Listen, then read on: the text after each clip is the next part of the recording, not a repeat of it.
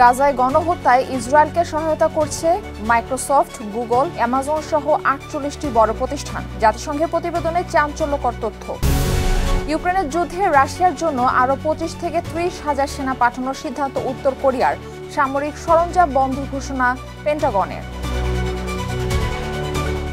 ইন্দোনেশিয়ার পর্যটন দ্বীপ বালির কাছে যাত্রীবাহী ফেরি ডুবি ৪ জনের মৃত্যু, নিখোঁজ অন্তত ৪৩, উদ্ধার ২৩ যাত্রী। এবং নিউ ইয়র্ক সিটি নির্বাচনে ডেমোক্রেটিক দলের চূড়ান্ত মনোনয়ন পেলেন আলোচিত রাজনীতিবিদ জোহরান মামদানি।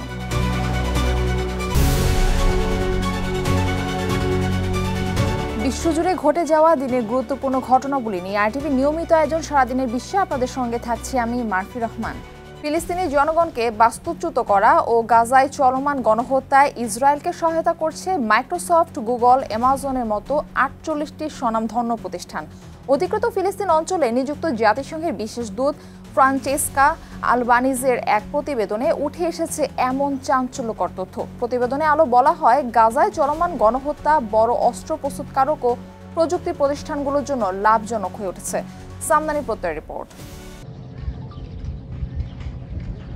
গাজা উপত্যকায় ইসরায়েলের বর্বরতা নিয়ে বিশ্বজুড়ে সমালোচনা যখন তুঙ্গে, তখনই এক চাঞ্চল্যকর প্রতিবেদন সামনে আনলেন ফিলিস্তিনে নিযুক্ত জাতিসংঘের বিশেষ দূত ফ্রান্সেস্কা আলবানিজ। বুধবার জেনেভায় এক সংবাদ সম্মেলনে উপস্থাপিত প্রতিবেদনে উল্লেখ করা হয়, বিশ্বের ৪৮টি প্রতিষ্ঠান গাজায় গণহত্যা চলমান রাখতে প্রত্যক্ষ মদত দিচ্ছে নেতানিয়াহু সরকারকে।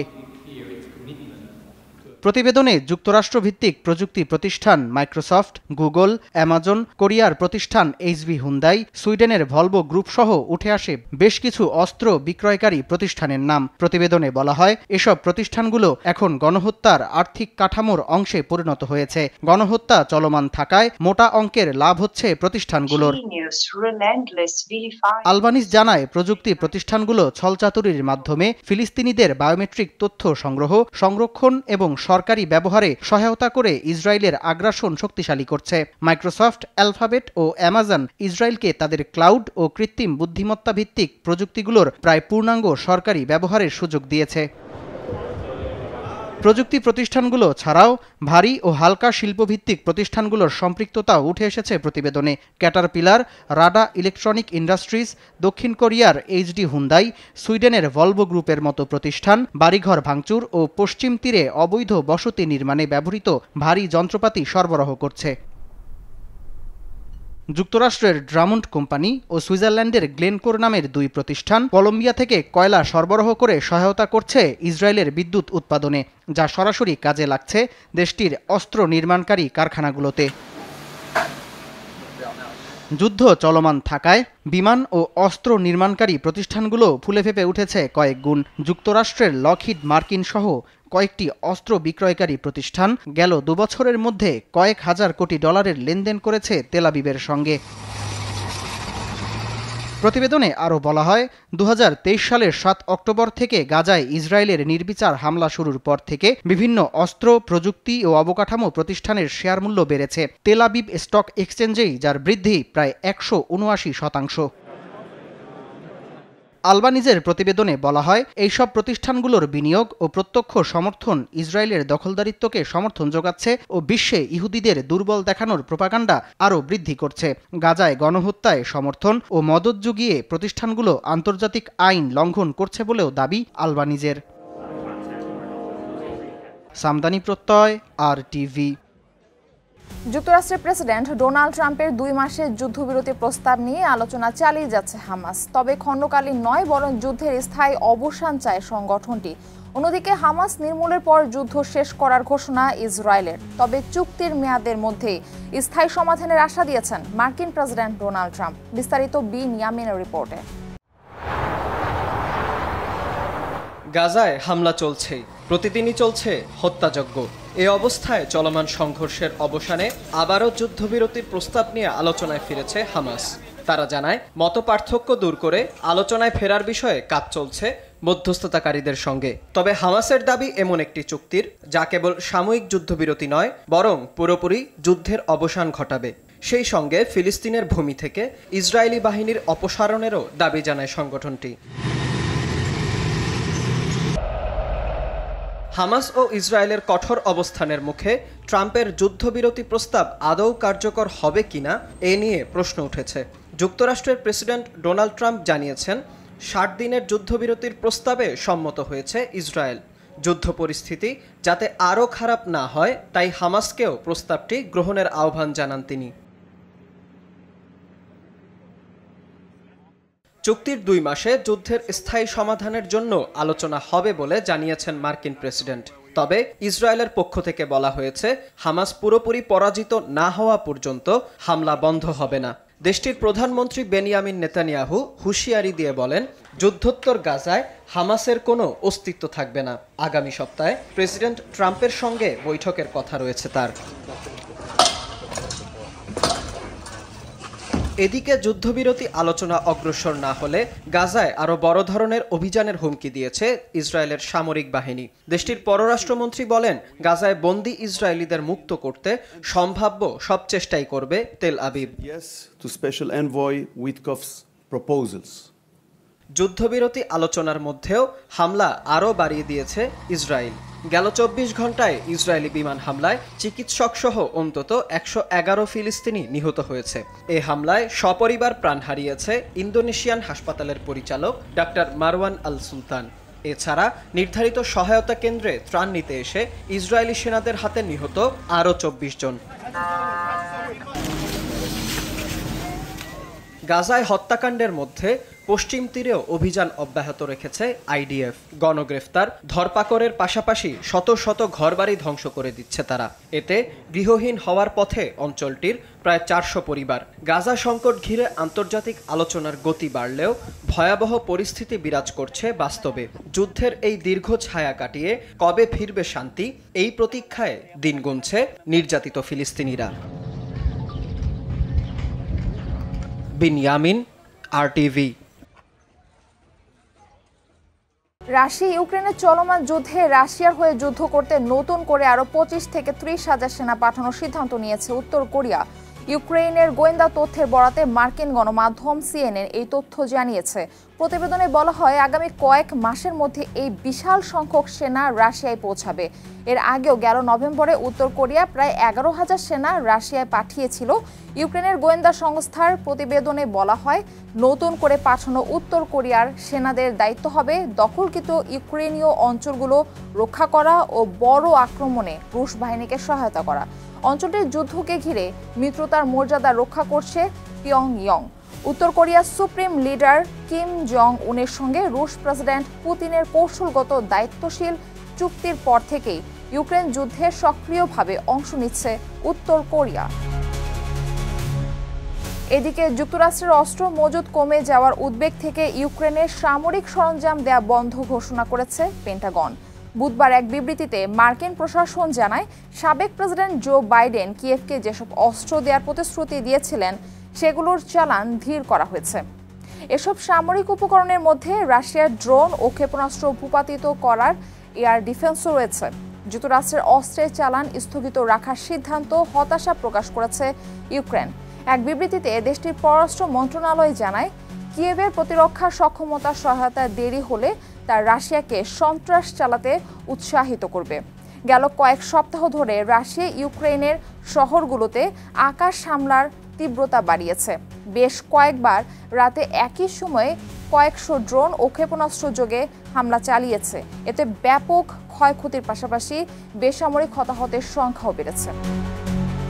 ইন্দোনেশিয়ার জনপ্রিয় পর্যটন দ্বীপ বালির কাছে যাত্রীবাহী একটি ফেরি ডুবে যাওয়ার ঘটনায় নিখোঁজ হয়েছে অন্তত ৪৩ জন। দুর্ঘটনায় এখন পর্যন্ত প্রাণ হারিয়েছে ৪ জন। এই ঘটনার পর উদ্ধার করা হয়েছে ২৩ জন যাত্রী।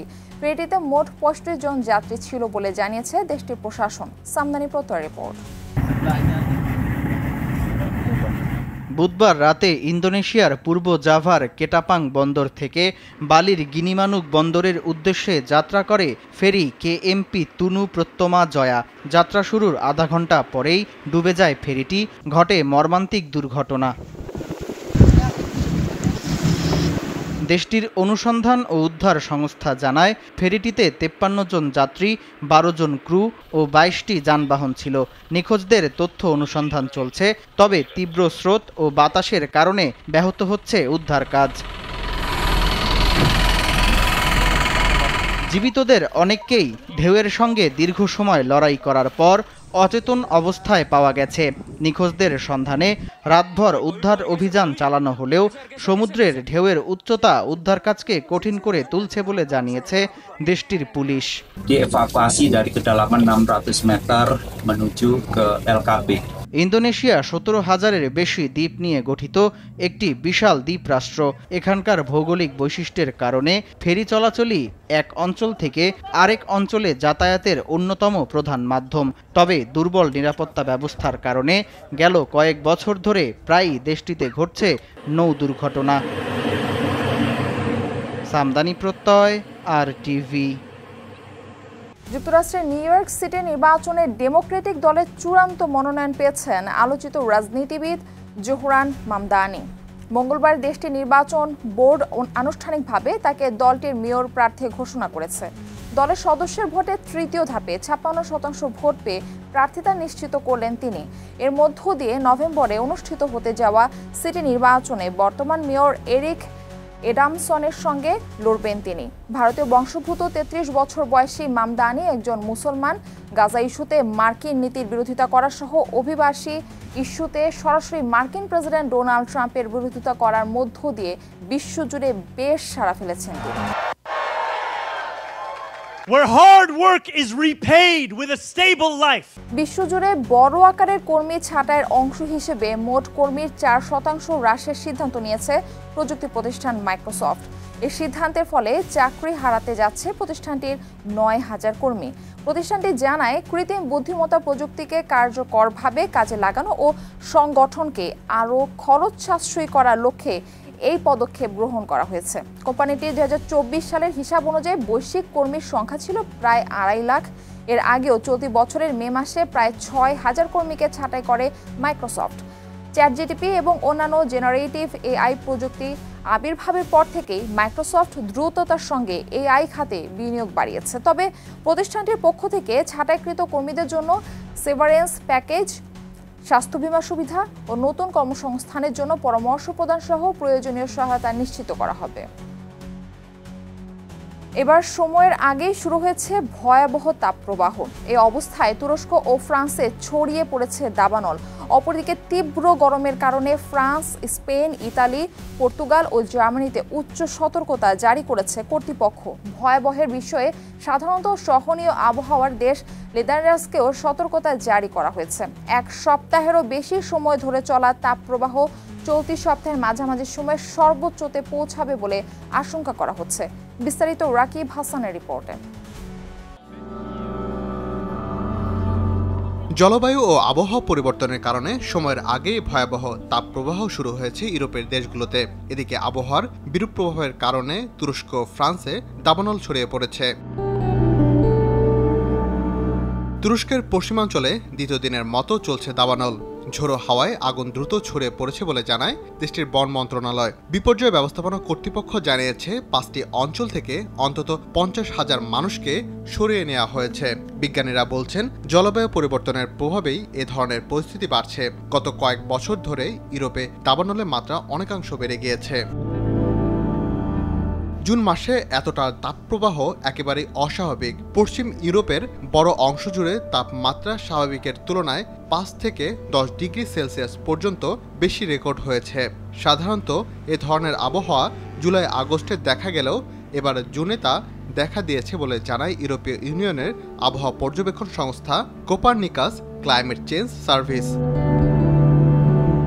ফ্রান্সের দক্ষিণ পশ্চিমাঞ্চলে রোববার ছড়িয়ে পড়া দাবানল তাপমাত্রা 40 ডিগ্রি সেলসিয়াস ছাড়িয়ে গেছে। প্রায় 400 হেক্টর বনভূমি আগুনে পুড়ে গেছে। দেশটির আবহাওয়া বিভাগ 101টি অঞ্চলের মধ্যে 84টিতে অরেঞ্জ অ্যালার্ট জারি করেছে।